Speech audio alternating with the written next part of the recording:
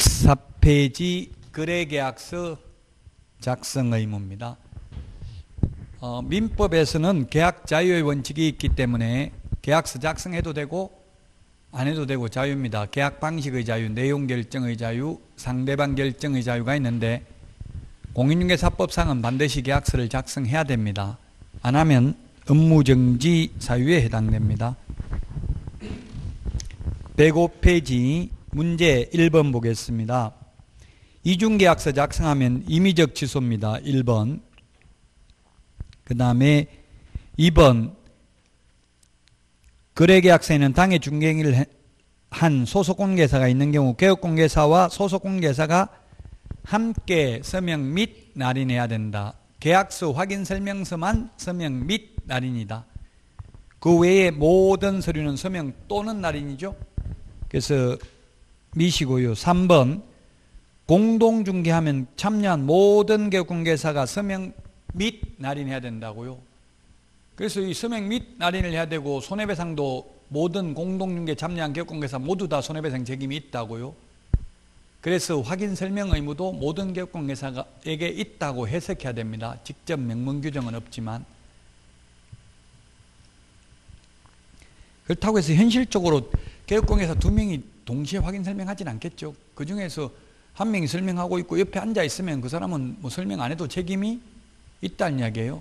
그러니까 설명하고 있는데 그게 잘못됐으면 잘못되다고 말해줘야지 저기 되겠죠. 옆에 공동중개하는 개업공개사가 있으면 그렇게 설명하면 안 됩니다. 사실과 다릅니다. 이렇게 알려줘야 돼요. 가만히 있으면 나중에 책임져야 된다고요. 설명 잘못한 거 듣고 앉아 있으면. 3번이 답이고요. 4번은 계약서 사본, 4번도 X죠. 사본이 아니고 원본, 사본, 전자문서 보존해도 됩니다. 반드시 사본을 보존해야 되는 건 아닙니다. 옛날에 사본이었는데 제가 이게 국토부에 질의를 했어요. 요즘은 컴퓨터로 출력하기 때문에 원본인지 사본인지 구분하기 어렵죠. 전부 다 원본이잖아요. 다 출력해가지고 도장을 찍잖아요. 그래서 제가 그러면 사본 보존해야 되면 이거 복사해서 보존해야 됩니까? 도장 칼라로 나와 있는데 안 됩니까? 물었더니 요즘은 원본, 사본, 전자문서 보존해도 됩니다. 그래서 4번도 반드시 사본을 보존해야 된다 하면 X입니다. 원본 보존해도 됩니다. 자, 그 다음에 거짓으로 5번 계약서 작성하면 이중계약서, 다운계약서 적으면 등록을 취소할 수 있습니다. 2번 문제 틀린 것은 했는데 국토부 장관은 거래계약서 표준이 되는 서식을 정하여 그 사용을 권장할 수 있습니다. 2번 계약의 조건이 있는 경우 그 조건을 기재해야 됩니다. 인물계약금, 인권조교 조건이 있으면 조건, 기한 기재합니다. 있을 경우. 그 다음에 중개 완성된 때에만 거래계약서를 작성 교부해야 된다. 이게 무슨 말이냐면은 거래 당사자들이 중개업소 찾아와가지고 이대로 돼서 적어주세요. 왜냐고 물어보니까 이게 은행에 전세자금 대출 받으려고 하니까 개업공개사 명판이 찍힌 계약서를 가져가야 대출이 된답니다. 그래서 그대로 돼서만 해줬다고요. 확인 안 하고 적어달라는 대로. 근데 그게 가짜 임차인, 가짜 임대인들이었어요. 그래서 전세자금 대출을 해먹고 도망가 버렸어요. 그래서 금융기관에서 개업공개사에게 손해배상 청구를 했다고요. 손해배상 책임이 있다 없다 개업공개사? 있다고요. 실제 매도인, 매수인, 임대인, 임차인이 맞는지 확인도 안 하고 대서만 해주면 책임져야 된다. 자기가 중개 완성한 경우에만 계약서를 작성한다고요. 중개 완성 안 했으면 계약서 작성 함부로 해주면 안 된다. 대서만 해줬다가 그게 실체 권리관계에 부합하지 않는 경우 손해배상 책임이 있다는 이야기입니다. 4번 서명 및 날인해야 되기 때문에 둘 중에 하나만 안 해도 업무정지 처분을 받을 수 있습니다. 5번 틀린 것을 골라라고 했는데 5번 공인전자문서센터에 5년간 보관해야 된다. 이게 맞아요. 보관해야 돼요. 공인전자문서센터에 만약에 전자계약서 작성했다면 전자계약서 작성 안 했다면 보관할 필요 없겠죠. 이 문제도 조금 바람직하잖아요. 해설해 보면 계약서 사본을 교부한 경우에는 5년간 보관해야 되지만 공인전자문서센터에 보관된 경우는 보존하지 않아도 된다 이렇게 되어 있잖아요. 해설하고 좀 안 맞죠? 공인전자문서센터에 5년간 보관된다고요. 그러면은 따로 종이계약서를 출력해서 5년간 보존할 필요는 없다 이렇게 되어 있잖아요. 해설에. 물론 사본은 아니고요. 원본, 사본, 전자문서고, 그래서 5번도 공인전자문서센터에 보관이 돼요. 되면 따로 종이계약서를 출력해서 보관할 필요는 없다. 그래서 5번 또 약간 좀 부적절한 표현입니다. 문제하고 지금 해설하고 약간 안 맞아요. 106페이지 3번 문제입니다. 계약서 필요제기사항 우리 암기 프린트 9번에 보면 인물계약금, 인권조교 필요제기사항입니다. 답은 5번이네요. 그 공법상 이용제한 거래규제 이거는 확인 설명해야 될 사항이고 전속중개계약 시 정보 공개해야 될 사항입니다. 니은의 벽면 및 도배 상태도 마찬가지죠. 확인 설명하거나 전속중개계약 시 정보 공개해야 될 내용입니다. 인물계약금, 인권조교. 그래서 답 5번이고요. 4번 문제입니다. 옳은 것은 했는데 계약서 3년 보존이 아니고 사본이 아니고 원본, 사본, 전자문서 다 가능하다고 했죠? 5년 보존입니다. 이번에 공인전자문서센터에 보관된 경우에는 따로 종이계약서를 보존할 의무 없습니다. 그 다음에 3번 중개대상물 확인설명서 교부일자는 계약서 필요제기사항입니다. 인물계약금, 인권조교 교부일자 맞습니다. 왜 이게 확인설명서 교부일자를 계약서에 기재하도록 바뀌었느냐 하면 옛날에 없었는데 옛날에는 중개보수를 받으면 영수증을 5년 동안 보존할 의무가 있었어요. 근데 지금은 중개보수 영수증 교부할 의무도 없고 보존할 의무도 없습니다. 그래서 중개보수를 초과해서 받을 개연성이 높아졌기 때문에 초과해서 받지 못하도록 하기 위해서 확인 설명할 때 중개보수 산출 내역을 설명해야 되고 확인 설명서 서식에 기재도 해야 됩니다.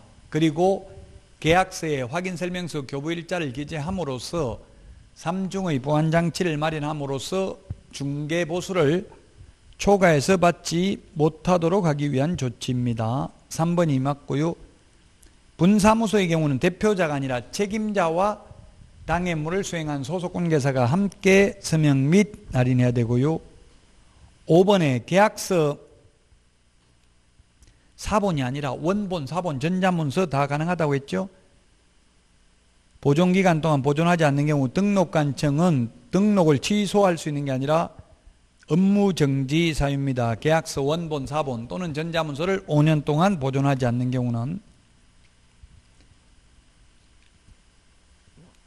107페이지 맨 위에 1번의 해설 사본을 5년간 보존해야 된다. 사본만 해당되는 게 아니라 원본도 가능하고 전자문서도 가능하다고 했죠. 그 사본을 보존해야 된다. X입니다. 사본 해설. 자, 그 다음에 5번입니다. 옳은 것을 했는데 1번 국토부 장관이 표준 서식을 정하여 사용을 권장할 수 있죠. 현재 권장계약서도 없습니다. 사용해야 된다. X고요. 그 다음에 2번에 인물계약금, 인권조교 거래 당사자 인적사항은 필요적 기재사항입니다. 2번이 맞고요. 3번 개업공개사만 서명 및 날인하여야 한다 했는데 당해물을 수행한 소속공개사가 있으면 그 소속공개사도 함께 서명 및 날인해야 됩니다.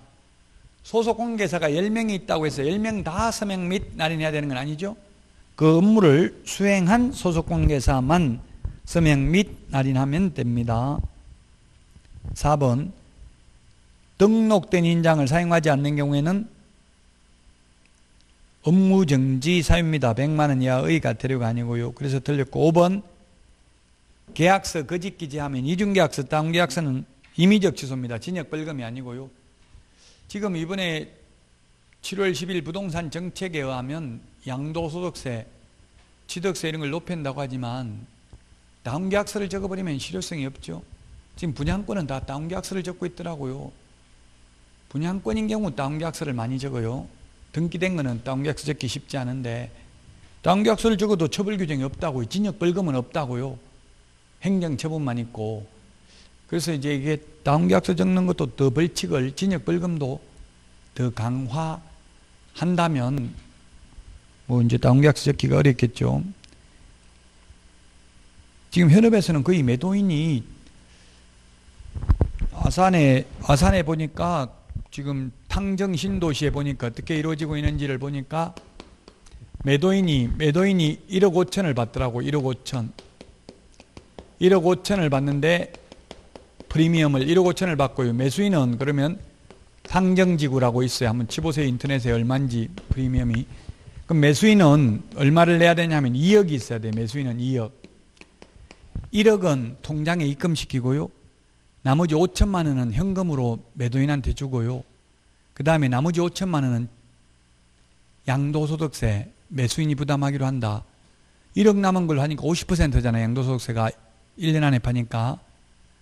그러면 매수인은 2억을 내고 매도인은 1억 5천을 가지는데, 만약에 매도인이 1억 5천을 가지려면 프리미엄이 3억부터 해야 되겠죠. 50% 세금 내고 1억 5천을 가지려고 하면.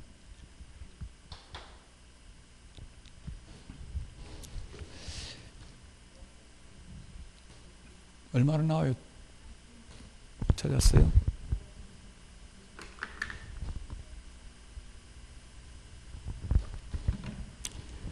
그래서 뭐 투기해서 돈 번 사람은 좋고 돈 못 번 사람은 싫고, 모든 정책이 다 그렇거든요. 근데 자꾸 너무 이렇게 투기만 조장하고 이러면은 별로 전 국민 전체로 봐서는 별로 바람직한 거는 아닙니다. 싫은 사람도 있고 좋은 사람도 있겠지만.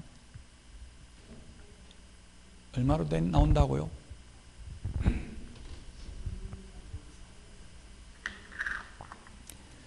자, 그래서 5번 107페이지 5번에 2번이 답이 되겠습니다. 2번. 다운계약서를 적어도 징역 벌금은 없습니다.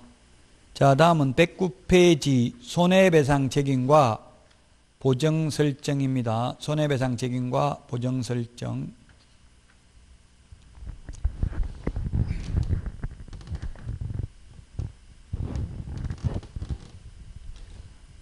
돈 없는 사람도 마음을 비우면 살 수 있어요. 저는 마음을 비우니까 뭐 편안하게 살 수 있어요. 저도 옛날에 투기했다가 몇 번 망해도 보고 성공도 해보고 했는데, 너무 거기에 매몰되면 안 되고요. 마음을 비워야 돼요.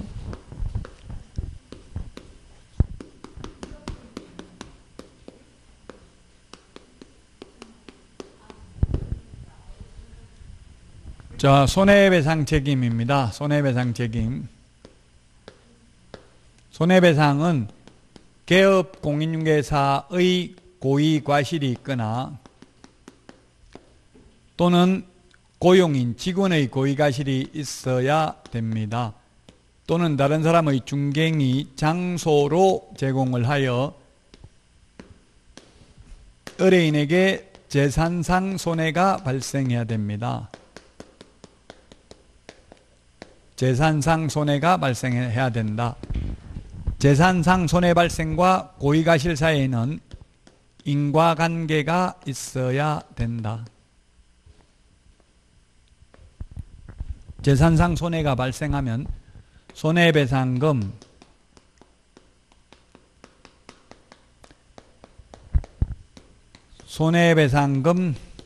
지급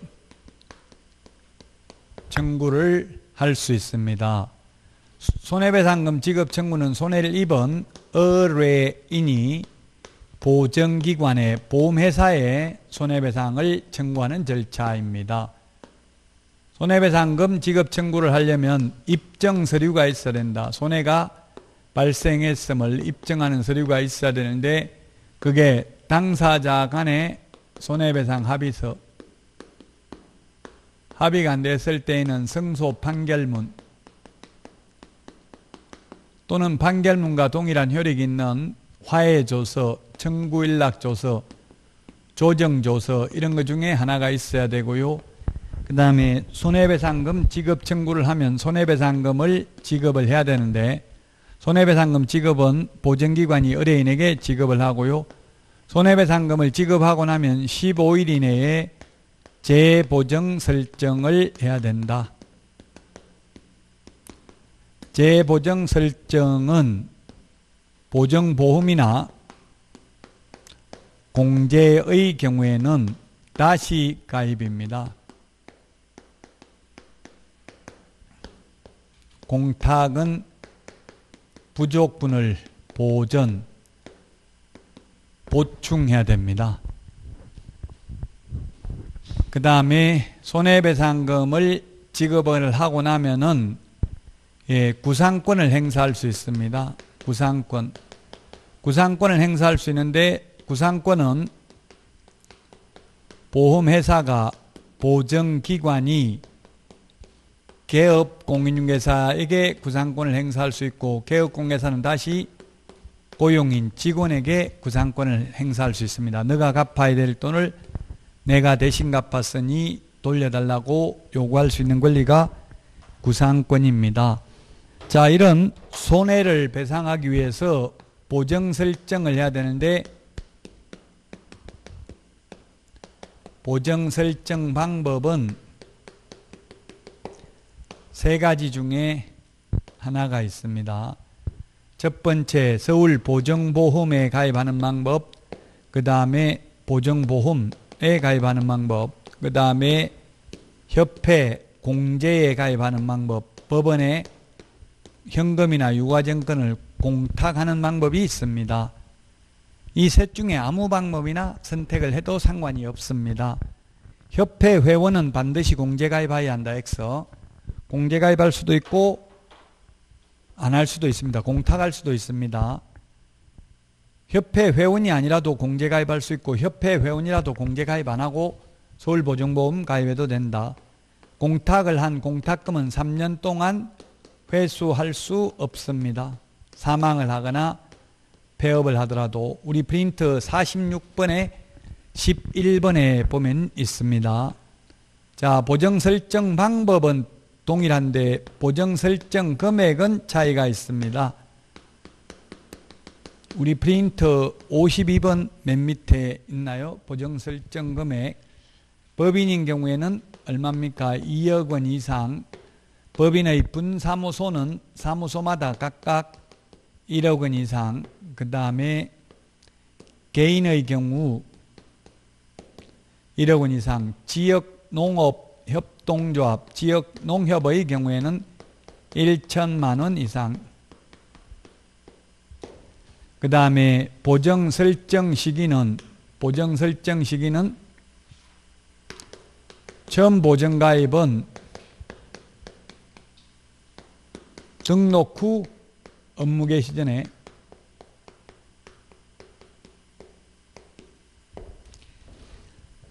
등록 후 업무 개시 전, 그 다음에 등록하기 전에는 미리 가입할 수가 없죠.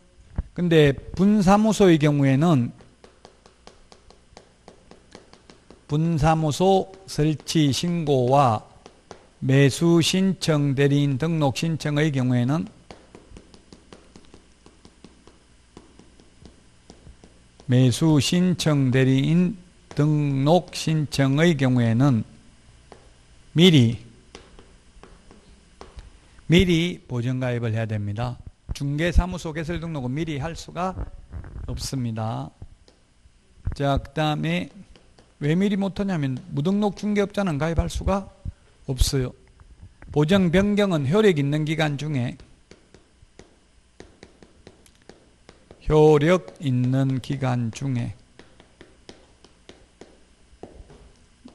그 다음에 만료되었을 때는 만료일까지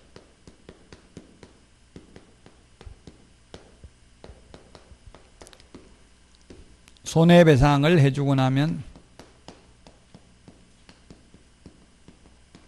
15일 이내 재설정을 해야 된다.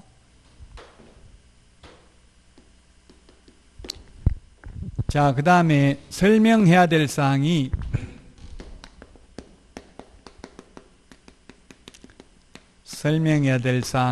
보장금액, 보장금액, 보험금은 설명해야 되지만 보험료는 설명할 필요가 없습니다. 보험금은 설명해야 되는데 보험료는 설명할 필요가 없다. 보장금액, 저 우리 2억, 1억 가입하는 게 이게 보장금액이죠. 지금 설명을 해야 됩니다. 근데 보험료는 1년에 협회 공제료는 19만 8천 원이고요.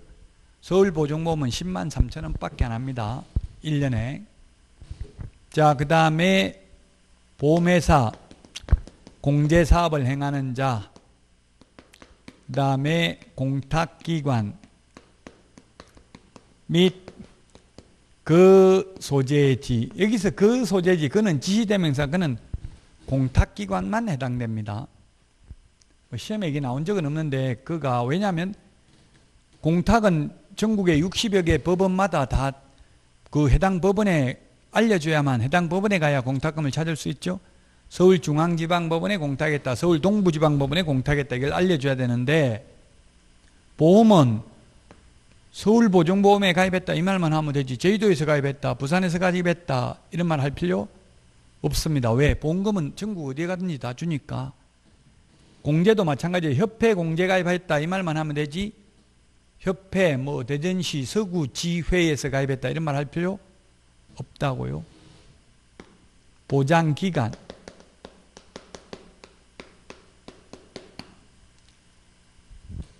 을 설명해야 되고요. 위반시 제재입니다.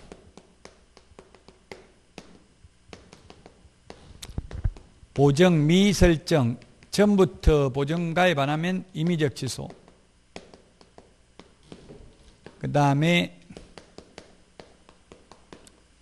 보장금액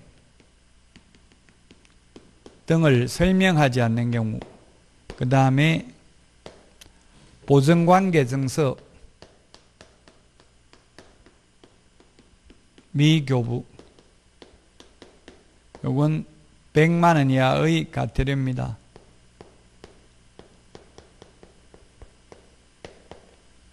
(100만 원) 이하의 과태료.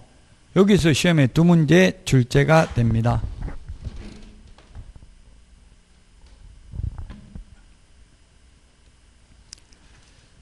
(111페이지) 문제 보겠습니다. 틀린 것은 했는데 1번 업무 개시하기 전에 보정 설정을 해야 됩니다.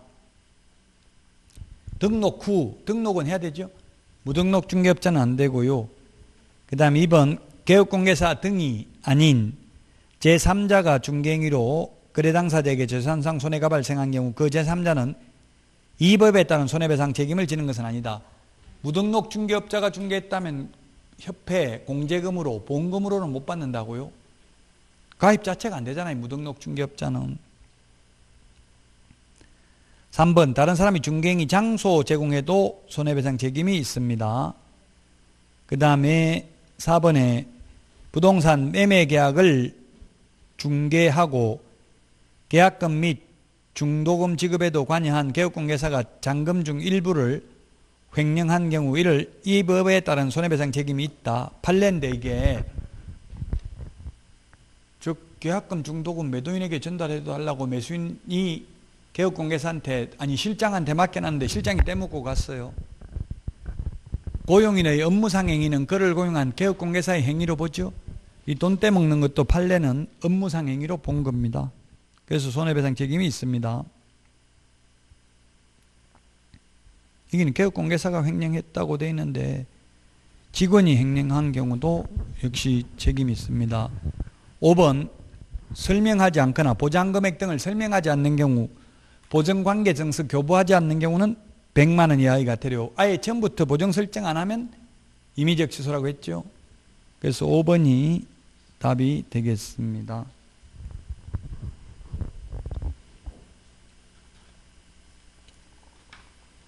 자, 그 다음에 3번 문제 보겠습니다. 3번.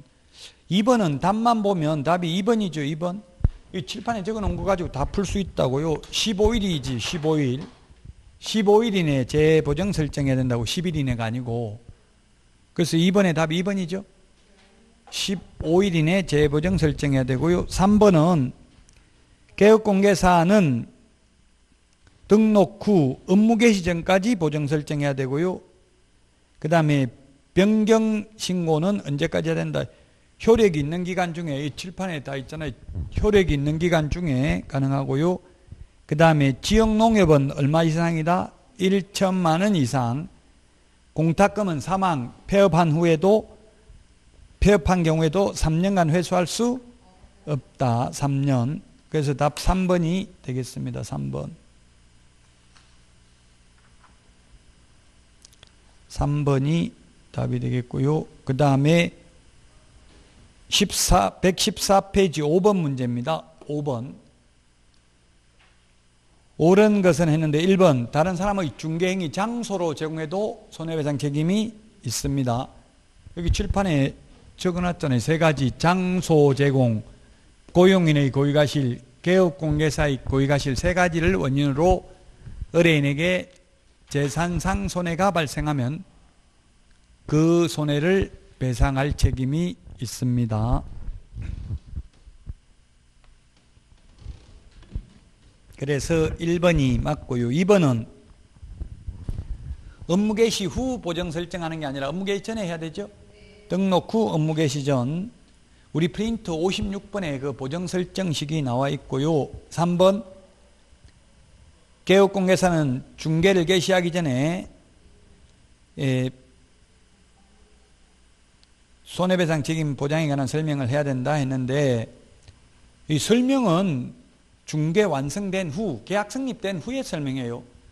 계약도 성립하기 전에 제가 손해 입히면 손해배상합니다 이런 말 할 필요 없다고요. 계약 성사되고 나서 앞에 중개 대상물 확인 설명은 계약 성립되기 전에 미리 하죠. 근데 손해배상 보장에 대한 것은 중개 완성된 후 설명하면 됩니다. 4번은 폐업을 한 경우에도, 사망한 경우에도 3년 동안은 공탁금을 회수할 수 없습니다. 그 이유는 손해배상 소멸 시효가 3년이기 때문에 그렇습니다. 5번 손해배상 책임을 보장하기 위한 조치를 이행하지 않고, 즉 보정 설정 안 하고 중개업을 하면 임의적 취소, 취소할 수 있습니다. 물론 취소 안 하면 업무정지할 수도 있습니다.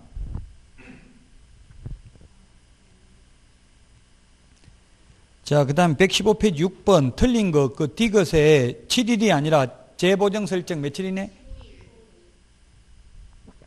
네, 15일이죠. 그래서 답은 2번이 되겠습니다. 6번에. 자, 그 다음에 116페이지 계약금 등의 반환채무 이행보장제도입니다. 계약금 등의 반환채무 이행보장제도.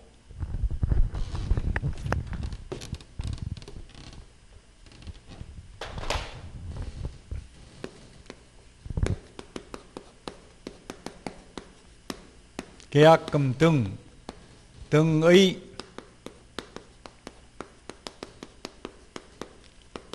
예치 권고 제도입니다. 계약금 등입니다. 등. 계약금 등은 계약금뿐만 아니라 잔금도 포함됩니다. 중도금, 잔금도 포함되고요. 권고제니까 강행 규정이 아니고 임의 규정입니다.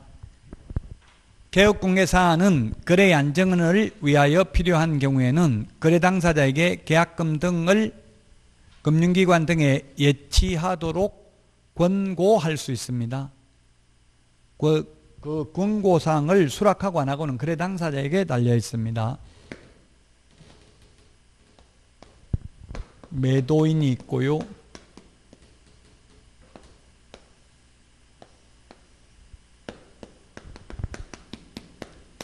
매수인이 있습니다. 매수인은 매매대금 잔금을 치르고 매도인은 등기를 넘겨주면 됩니다. 동시 이행관계에 있기 때문에. 그러면 현실적으로는 보면 등기 서류 받고 잔금을 치르고 있습니다. 이게 동시행이다 아니다? 아니다. 민법 186조 법률행위로 인한 물권 변동 효력은 등기해야만 되고요. 잔금 치른 것은 등기부에 등기관이 기재하는 것과 돈 주고 받는 게 동시행관계에 있습니다. 근데 현실은 등기 수리만 받고 돈을 주고 받고 있죠. 그러니까 불안하다는 이야기. 이제 그래서 잔금마저도 바로 안 주고 이게 공신력이 있는 기관에다가 예치기관에다가 맡겨놨다가 이 예치기관에서 이제 계약금 등을 잘못됐을 때 떼이지 않고 확실하게 돌려받을 수 있는 장치를 마련한 후 매도인에게 주는 제도입니다. 미국에서는 에스크로우 제도라고 합니다. 에스크로우 제도와 유사한 제도입니다. 비슷한 제도입니다. 비슷하다.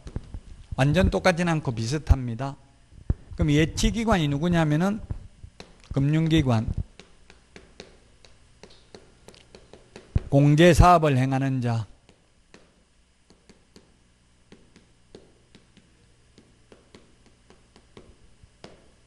신탁업자입니다.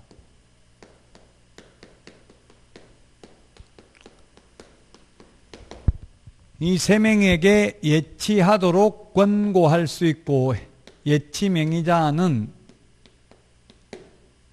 개공은 신체보전. 우리 암기 프린트는 몇 번에 있어요? 18번에 있나요? 한번 보세요. 개공은 신체보전.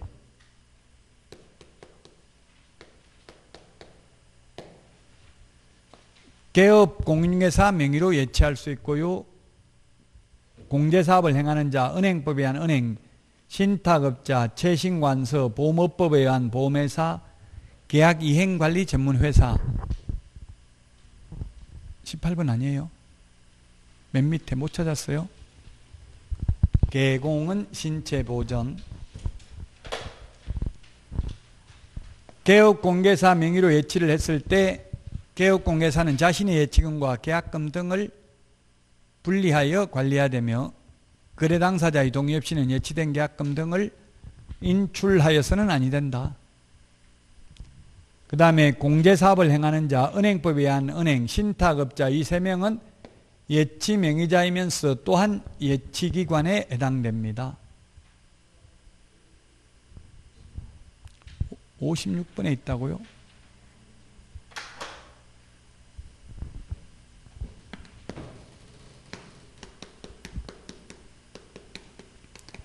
반환보증서 발행기관은 금융기관,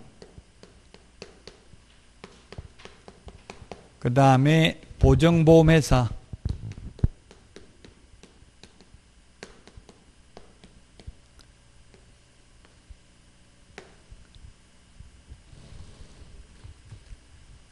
따라서 금융기관은 전부 다 해당됩니다. 반환보증서 발행기관, 예치기관, 은행법에 의한 은행도 금융기관으로 해석할 수 있습니다. 만약 반환보증서 발행기관이 보증을 써주는데 매도인이 이중매매 등을 하고 돈 떼먹고 도망가면 이제 보증 선 사람이 책임져야 되겠죠. 따라서 이 보증 서는 사람은 그냥 보증을 써주는 게 아니라 위험보험료를 받겠죠. 그 위험보험료를 누가 부담한다? 매수, 임차, 의뢰인이 부담한다.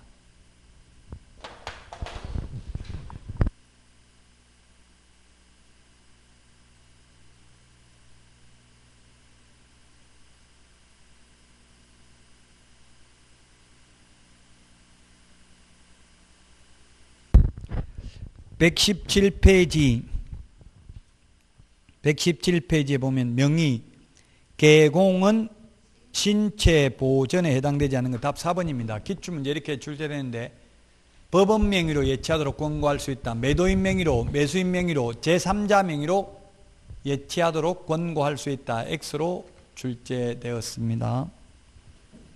답 4번입니다. 법원 명의로 예치할 수는 없습니다. 2번에 틀린 것은 했는데 1번이 답이네. 권고하여야 한다가 아니라 개업공개사는 거래의 안전을 위해서 필요한 경우에는 거래 당사자에게 계약금 등을 금융기관 등에 예치하도록 권고할 수 있다. 하여야 한다가 아니고요. 1번이 틀렸고요. 2번은 계약금 등에는 계약금뿐만 아니라 중도금, 잔금도 포함되고요. 3번 보험업법에 따른 보험회사는 예치 명의자가 될 수 있다. 개공은 신체 보전 할 때 보전, 보험회사입니다. 자, 그 다음에 4번 개업공개사는 공제사업을 하는 자의 명의로 계약금 등을 예치하도록 권고할 수도 있습니다. 개공은 할 때 공제사업을 행하는 자도 예치명의자 될 수 있습니다. 그 다음에 개업공개사가 만약에 자신의 명의로 예치를 했을 경우에는 자신의 예치금과 계약금 등을 분리하여 관리해야 되며 거래 당사자의 동의 없이는 예치된 계약금 등을 인출하여서는 아니 됩니다. 그래서 이번에 1번이 정답이 되겠습니다. 자, 그 다음에 118번입니다. 118번. 118페이지. 3번 문제입니다. 3번. 계약금 등의 반환 채무 이행 보장에 관한 설명으로 옳은 것은 했는데 1번 개업공개사는 계약금 등을 자기 명의로 예치하는 경우 금융기관이나 보증보험회사로부터 보증서를 교부받아야 한다. 뭐 이게 법조문에 직접 이런 말은 없는데 개업공개사는 자신의 명의로 계약금 등을 예치하는 경우에는 그 예치금액에 상당하는 보증보험, 공제 또는 공탁을 가입해야 됩니다. 즉 이게 개업공개사 명의로 10억을 예치했는데 개업공개사 명의로 10억을 예치했는데 이 개업공개사가 10억 찾아가면 책임지겠다는 보증보험, 공제 또는 공탁을 가입하고 그 관계증서를 거래 당사자에게 교부해야 됩니다. 개업공개사 명의로 예치한 경우에는 그 예치금액에 상당하는 보증보험, 공제 또는 공탁을 가입하고 그 가입했다는 관계증서 사본을 거래 당사자에게 교부하거나 또는 전자문서로 이메일로 교부할 수도 있습니다. 그래서 다른 사람 이름으로 예치하면 안전한데 개업공개사 이름으로 예치하면 또 개업공개사는 못 믿으니까 찾아갈 수 있으니까 보증보험이나 공제, 공탁을 가입해야 된다. 기분만 나쁘게 해놓고 실제 가입은 개업공개사 명의로 못하게 해놓은 거죠. 우리나라에서 가장 힘든 게, 중개업하기 가장 힘든 게 개업공개사들은 사기꾼이다, 복덕방 한 사람 사기꾼이다 이런 인식이 아직도 국민들의 의식 속에는 조금 있는 게 사실이거든요.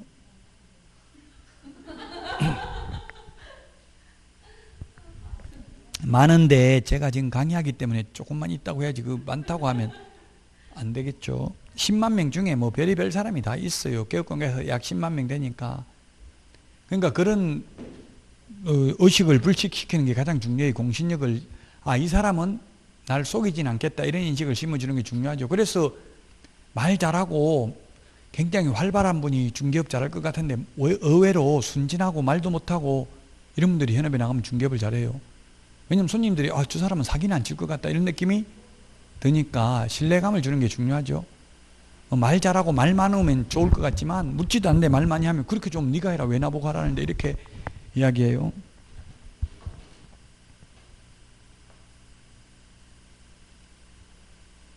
그래서 1번 틀렸고 2번은 보증서는 금융기관이나 보험회사가 발행한다 했는데 모든 보험회사가 아니라 보증보험회사입니다. 서울보증보험회사 하나밖에 없어요. 보험업법에 의한 보험회사와 서울보증보험회사는 다르죠. 보험업법에 의한 보험회사는 지금 수십 개가 되고요. 보증보험회사는 서울보증보험 하나밖에 없다고요. 반환보증서 발행하는 거는. 보험업법에 의한 보험회사는 뭐 삼성화재, 흥국화재, 흥국생명 많잖아요. 교보생명, 미래에셋생명 이런 거 전부 보험업법에 의한 보험회사입니다. 보험회사가 노태우 정부 때 1988년도 이때 엄청나게 인허가를 받았어요. 뭐 그때 한간에 그런 소문들이 있었어요. 이게 보험회사 하나 차리려면 200억, 로비 자금 200억 있어야 된다. 그래가지고 수십 개가 생겼다고요. 그래서 뭐 비자금, 노태우 전 대통령 비자금 2천억인가 조성했다 이렇게 뭐 말들이 있어가지고 지금 노태우 전 대통령은 전부 다 추징금 다 냈죠. 2천억. 전두환 전 대통령은 1,000억 정도밖에 안 냈어요. 돈 추징금. 어쨌든 보험회사 그때 많이 생겼어요, 옛날에. 근데 지금은 많이 좀 없어졌어요. 뭐 대동은행, 동아은행 이런 거 없어졌죠, 지금? 있나요, 동아은행? 없죠. 그런 거 그때 금융기관 많이 생겼다고요. 은행하고 보험회사하고. 왜냐면 보험회사 이게 거의 땅 짓고 헤엄치기거든요. 지금 당장 돈 주는 게 아니잖아요. 일단 걷어가지고 사업비 쓸 수 있고 나중에 보험금 나가면 그때 돈 또 걷어가지고 주면 되니까. 쉽게 말하면 그렇게 생각하면 그렇긴 한데 어쨌든 그런 보험업법에 의한 보험회사하고 지금 서울보증보험회사하고 다르다는 걸 말씀드리려고 하는 겁니다. 그래서 2번은 보험회사가 아니라 보증보험회사입니다. 서울보증보험회사. 보험업법에 의한 보험회사는 아니고요. 3번 계약금 등을 미리 수령하는 경우에는 계약 예치기관에 교부하고 수령할 수 있다. 예치기관에 교부하는 게 아니라 예치명의자에게 교부하고 예치된 계약금 등을 미리 수령할 수 있습니다. 4번 계약금 등의 예치와 관련된 실비는 이전 의뢰인이 부담하는 게 아니라 누구 때문에 예치하는 거예요? 이게 지금 돈 떼일까봐 매수인이 떼먹힐까봐 지금 예치하는 거잖아요. 그러니까 매수인이 부담을 하고 단 권리관계 등의 확인에 소요되는 실비는 매도인이 부담한다고 했죠. 우리 중개보수 받을 때 등기사항 증명서 발급 비용은 매도인한테 받는다고요. 왜 매도인한테 받느냐 하면 민법 판례에 의하면 매도인은 완전한 소유권을 넘겨주고 잔금을 받는 게 동시행관계에 있어요. 완전한 소유권이라는 걸 매도인이 등기사항 증명서 발급해가지고 보여줄 의무가 있다고요. 그래서 권리가 시험에 이게 잘 나옵니다. 권리관계 등의 확인에 소요되는 실비는 매도, 임대 의뢰인이 부담하고 계약금 등의 예치, 권고 제도와 관련되는 실비는 매수, 임차 의뢰인이 부담한다고요.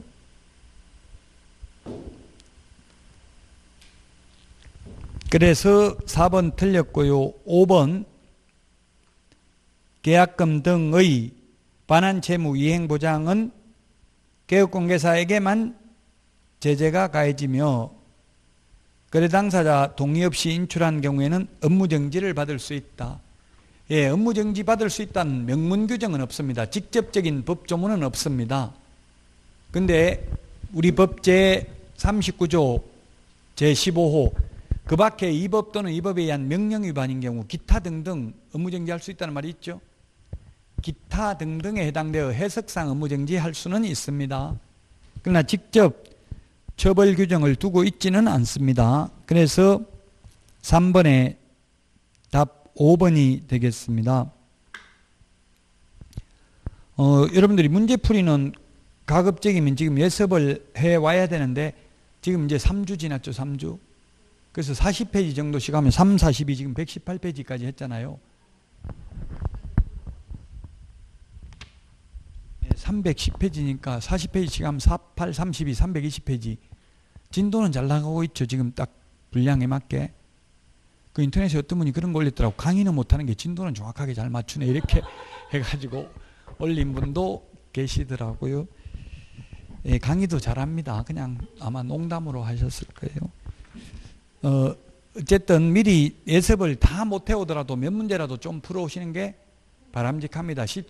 말로는 예습하라고 하지만 저도 이때까지 공부하면서 한 번도 예습을 제대로 해본 적은 없습니다. 다 못 풀더라도 몇 문제라도 좀 풀어보고 오시는 게 좋고요. 오늘 그리고 30문제 내드린 거 이거 꼭 해설이 자세하게 있으니까 풀어보시고 이해 안 되는 부분은 질문을 하시고 미리 좀 아침에 일찍 오셔서 가급적이면 문제를 좀 풀어보십시오. 그리고 쉬는 시간도 풀고 미루다 보면은 다음에 할 시간이 없어요. 또 내일은 내일 거 해야 되니까 오늘 꼭 좀 풀어보시고 내일 거 공부하시기 바랍니다. 건강관리 잘 하시고요. 우리 휴가는 7월 말부터 8월 초. 저는 8월이에요. 월요일은 8월 달이에요. 화요일부터죠. 7월 달. 저는 8월 첫 번째 주에 휴가입니다. 그 휴가 기간에 호캉스 하시면 돼요. 호캉스. 호텔에서 그냥 앉아서 문제 풀면 된다고요. 에어컨 있는 데서. 멀리 지금 어디 휴가 가지도 못해요. 그 부족한 과목 휴가 때 부족한 과목 열심히 공부해서 돌아오시면 되겠습니다. 자, 건강한 모습으로 다음 주에 찾아뵙고 오늘 여기서 마치도록 하겠습니다. 수고하셨습니다.